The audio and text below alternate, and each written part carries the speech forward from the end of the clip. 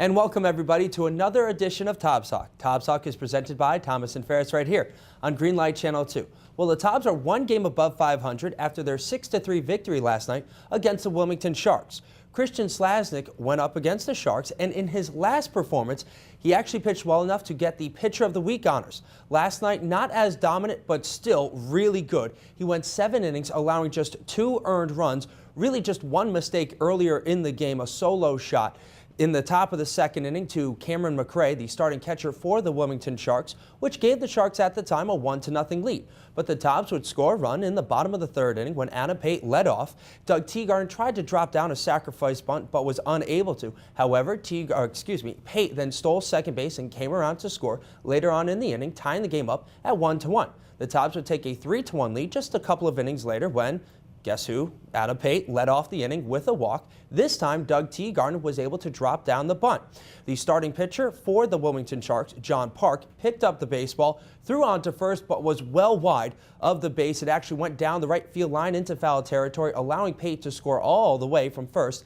Teagarden ended up at third base. Ben Schmucker was able to drive him home with an RBI groundout, making it 2-1. Schmucker was then driven home a couple of batters later, giving the Tobs a 3-1 lead. The Tobs would score a couple of runs later on in the game, getting up to a 6-2 lead, eventually 6-3. And then in the top of the ninth inning, head coach of the Tobs, Justin Hay, called on Chris Williams for the 7th time this season in a save situation. And Williams did what he always does, which is come in and just shut the door down on the opposing team. This is now the 7th save and has many chances for Williams, and he has yet to allow a run of any kind when coming on as the closer for the Tobs. His ERA is now under 1 on the season, 7 for 7 in save opportunities. The Tobs 20-19 on the season after the 6-3 victory last night against the Wilmington Sharks, and also the Tobs have a 3-2 series lead on the season against the Sharks, with just 3 more games to play against the boys from Wilmington. Well, folks, we're going to come right back here on Tobs Talk, and when we come back, we'll have head coach of the Tobs,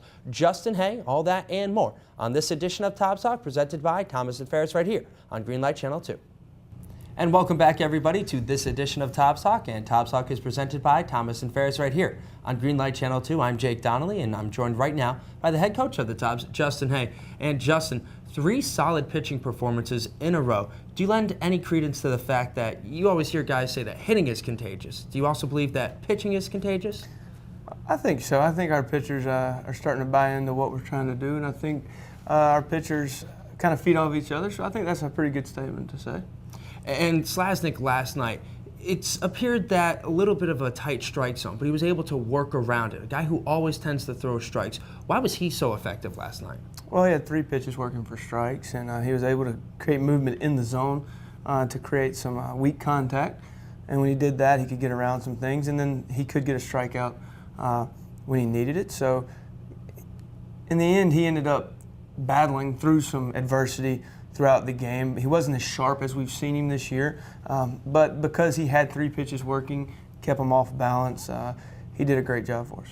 And he actually ran into some trouble in the 6th inning, allowing a run. You came out onto the mound. What did you say at that point in time?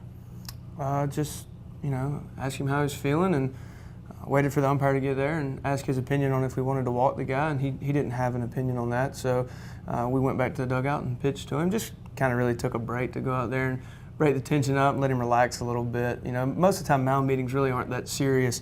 It's just trying to get somebody to laugh or take a deep breath and go on from that. And Slasnick actually ended up getting out of the inning with runners on first and third and just 1 out, a pop-up, then a fly-out to end the inning. So a good job, and hey, whatever it is you said out there on the mound ended up working out for the Tobs. And something else that's also been working out for the Tobs, Adam Pate in the leadoff spot. Last night he went 0 for 1, but he walked 4 times. He stole 3 bases and scored 3 runs. What do you like from him in that leadoff spot? Well, Adam's done a great job over the last 2 weeks of working really hard to kind of get out of the little funk he was in. And he started hitting some balls really hard, started seeing a lot of pitches, and that's something that when he's doing well, you know that he's going to produce runs for you. So he's starting to draw the more walks like we saw last night, which means that he's seeing the ball extremely well, knowing the zone, which is going to produce some hits for us. But him getting on base is the most important thing. His batting average can be whatever it needs to be as long as his on-base percentage is up. Because when he's on base, other teams get nervous. He steals bases. He can score from first on a double.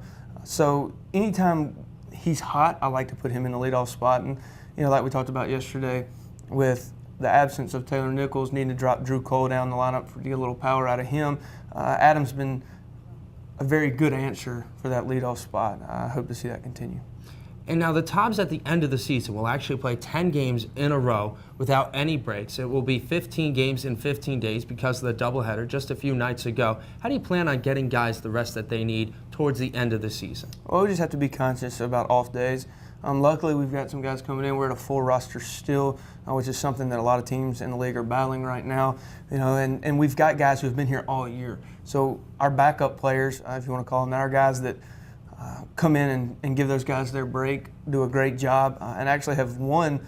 I think the last 2 or 3 times we've put them in, they've actually done a good job. So they're fresh, and we might start seeing them play a little bit more in a row. So that's the big thing here, is just getting off days. And it might be a day where we take an off day from BP and just kind of relax, or maybe change some stuff up like that just to keep their legs under them. But it's going to be a challenge, but I think we're up to it. All right, Justin, well, thank you for coming in this morning, and good luck tonight against the High Point Thomasville High Toms. Tobs playing the High Toms. 7:05 first pitch. Gates opening at 6 o'clock. When we come back, we will have Lisa Straud from Medlin Buick GMC right here on Tobs Talk, presented by Thomas & Ferris. And welcome back, everybody, to this edition of Tobs Talk. And Tobs Talk is presented by Thomas & Ferris right here on Greenlight Channel 2. I'm Jake Donnelly, and with me right now is Lisa Straud from Medlin Buick GMC. And Lisa, I've been told that you guys have a old location but a brand new, what is that now? We have a brand new state-of-the-art GMC showroom with a lot of our vehicles showcased in there, and we renovated it just this past year. We haven't been in there quite a year yet. So if people wanted to find out where exactly Medlin was located right now, where is that exactly? We are located exactly probably 1 mile from the Tobs on Tarboro Street, 1900 Tarboro Street. So a good idea would be to check out Medlin Buick GMC right before you head over to the Tobs game tonight. Oh, of course, and we have several specials right now with our lease options starting at $199 a month. All right, so even somebody who might not get paid all that well might be able to afford a lease or two. We will set you up with a lease on a Buick or a GMC. All right, well, that's perfect. And how long have you guys been partnering with the Tobs? We've been partnering with the Tobs for about 4 years now, and we really enjoy having Medlin night out there and giving away free oil changes and lots of prizes. Oh, free oil changes, Yeah. really? Now, I don't believe that. Do you change the oil in your own car? No. No.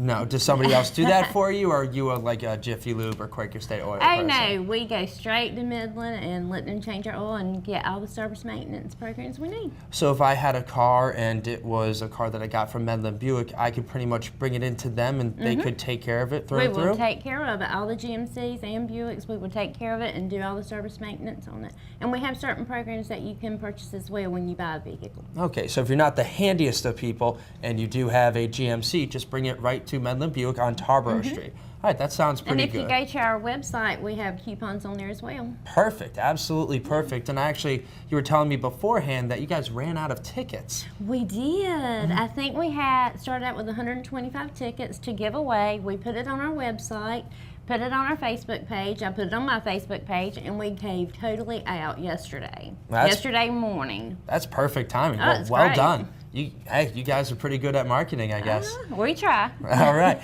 And you've been in Wilson your entire life, correct? How did you end up with Medlin? I actually worked with a different company for about 15 years, and I've been with Medlin about 3. Right. And I work in their accounting office. Okay, I was just about to ask you. So you work in the accounting, and what would you say is the best-selling car at Medlin Buick GMC? Probably the GMC Acadia, which is a smaller SUV from the Yukons and the Suburbans. Okay, so probably one that gets a little bit better gas mileage? It does, and it's more family friendly, I think. And that's a perfect vehicle for Wilson. A lot of families here in the city, in the county as well. And you just started a family of your own, I believe, correct? I did. I got married in April. All right. Well, congratulations. And newlywed Lisa, thank you for coming in this morning. Thank you. Lisa Straud from Medlin Buick GMC, our presenting sponsor tonight for our Thirsty Thursday promotion. And when we come back, we will have BJ Swing from Coastal Beverage. All that and more in this edition of Tobs Talk, presented by Thomas & Ferris right here on Greenlight Channel 2. And welcome back, everybody, to this edition of Tobs Talk. I'm Jake Donnelly, and Tobs Talk is presented by Thomas and Ferris right here on Greenlight Channel 2. With me now, the aptly named BJ Swing from the Coastal Beverage Company. And BJ, what is it exactly that you do with Coastal Beverage? A lot of the graphics, a lot of the signage that you see out in the market, anything that pretty much sells the beer in printed relations, I do. And you also do a little bit of the social media, I believe, correct? Help manage the social media. We're on Twitter, we're on Facebook, and on Instagram. Okay, so you guys are actually getting into the Instagram as well. Remember, folks, you can follow us on the backstage stuff with Tobs Talk, and that's always really fun to see every single one of the bloopers that happens during these episodes of Tobs Talk. But you designed the Foothills 39 Club at Fleming Stadium, the inside of that. Yeah. What went through your head? How do you come up with those designs? Well, we have a good relationship with Foothills, and I was able to meet with them, and they have their own brand-specific guidelines of how their logos look and their colors. So we went into the room, and you got the draft tower and the TVs in certain areas. So we pretty much had to design it based on like where the windows are. Taking all those elements, there's a lot of recognition for like the local lighthouses and stuff like that. So we take a lot of those colors and let them kind of fade around at eye level. It was a lot of photoshopping. So. And it's got the like kind of orange hue to it. How did you figure that? Kind of like a sunset feel? Yeah, I guess you could say that. It's kind of like a blends because you start over there with Carolina Blonde and it kind of comes over to Porter. It's mainly just kind of working with the colors that they arrange and what I think would reflect good back on their brand. And speaking of their brand, we were talking about before you came on air. What's your favorite beer? I do enjoy Hefeweizens. Their seasonal Hefeweizen is really good, but if I'm going to Tobs, I'm going to go see the Hopium, or if it's really hot, the Carolina Blonde. Okay, so the Hopium a little bit too heavy if it's, let's say, 90, 95 degrees, and the Carolina Blonde a little bit more refreshing? Well, it's not so heavy. It's just sometimes you need a palate change. Mm-hmm. So. Okay, and actually I have to ask you this one question because we've had a couple of guys on from Coastal Beverage, right. And I really have to ask, is it mandatory to have facial hair there? I think it's beer culture. You start going to enough, beer fests and stuff, and you just kind of feel out of the loop by not having that gnarly hair. And I know you had Wes on a little while ago, which actually, interesting enough, I just saw him on Instagram. He actually trimmed it back. So it's not so crazy as it used to be. That's too bad. I believe on air I described it as two squirrels fighting for dominance on his chin. It was kind of his trademark, but maybe he'll bring it back. So you never know. And are you going to go out to the Tobs game tonight? Unfortunately, I can't make it to this one. I did make it out to the barbecue, which was amazing. I brought a couple friends, and they enjoyed it. I'm going to bring a bunch of other people from Greenville sometime soon, but it is really nice to get out there and have a beer and watch some baseball. All right. Well, BJ, thank you very much for coming in this morning. I really do appreciate it. And, folks, make sure you check out the Foothills 39 Club located on the BB&T Plaza on the first base side at historic Fleming Stadium.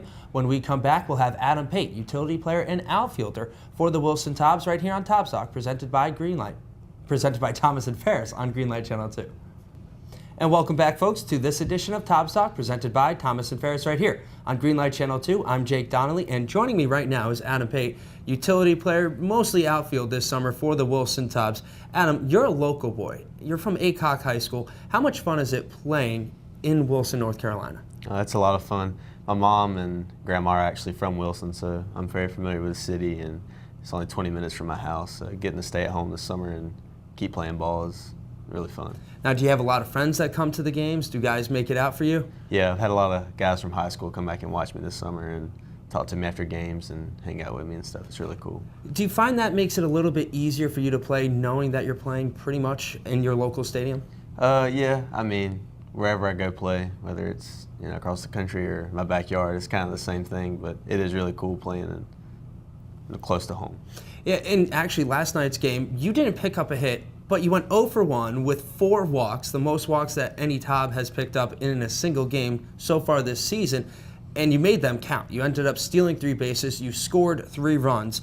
You've been batting at the bottom of the lineup for the most part this summer, but last night at the top of the lineup, did you feel a little bit more comfortable there? Where do you like to be in the lineup? I'm the kind of guy who's either at the top or at the bottom, because I feel like if you're at the very bottom, it's kind of like a second leadoff. You just kind of get things started again if you're down there. But being at the top or at the bottom, it doesn't matter to me. I'm just going to get in there and try and get on base. That's my main goal, is using my speed. So if I can get on base, whether it's a walk, hit by pitch, a bunt, whatever the case is, I can hopefully make things happen. And you were in a little bit of a slump a couple of weeks back, but last couple of games really seemed to be comfortable at the plate. Have you been doing any extra work with hitting coach Rich Billings? Because in game number 2 of the doubleheader just 2 nights ago, you took a shot and put it right into right center field for a leadoff double, starting the inning off, which ended up being a 4-run inning for the Tobs, really all the runs they needed. Have you been doing any extra work? Yeah, I've been working hard even when I was struggling, but baseball's a grind. And you got to keep working. And me and Coach Billings have worked together a lot in the cages before BP and then some after BP, before our games. And, baseball will humble you, that's for sure. When you're on top of the mountain, it'll bring you back down to your knees. So you always got to keep working. And it's just an example of, you'll make it out of it eventually if you just keep a full head of steam and keep working.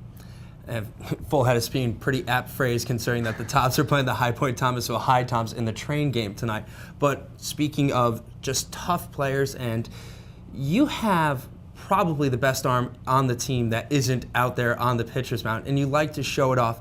Do you do anything extra to try to get that arm strength up, or is it just something you've always had? I lift a lot, but I think long tossing, really helps your arm as far as arm strength and stuff. And, it's a gift. It really is, to have arm strength and be able to throw guys out every now and then, that kind of thing. So I'm lucky to have that and very blessed to have the arm I do.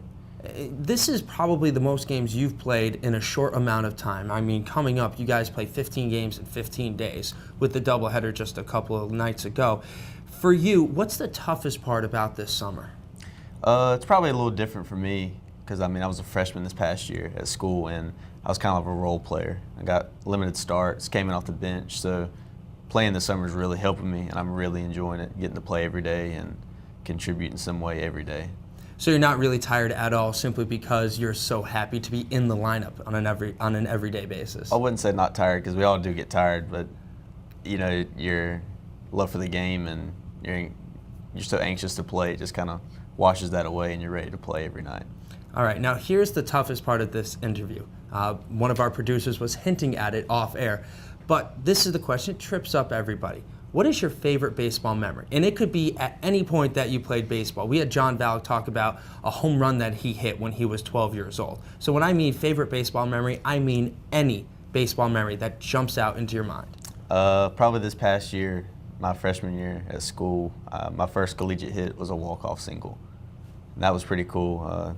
Guys dog piled on the field. I think it was a Sunday afternoon game to win the series. So it was my second at bat of the game. I came in off the bench, but it was just a single, and it was my first college hit, so it was really cool. What was going through your head, if anything, at that point in time? Probably not to get tackled by all the guys on the team that are a lot bigger than me. Being a pretty short guy, I didn't want to get hurt. And thankfully you didn't get hurt, obviously. Yeah. All right, well, Adam, thank you so much for coming in this morning. I really do appreciate it. When we come back, we will wrap up this edition of Tobs Talk presented by Thomas and Ferris right here on Greenlight Channel 2.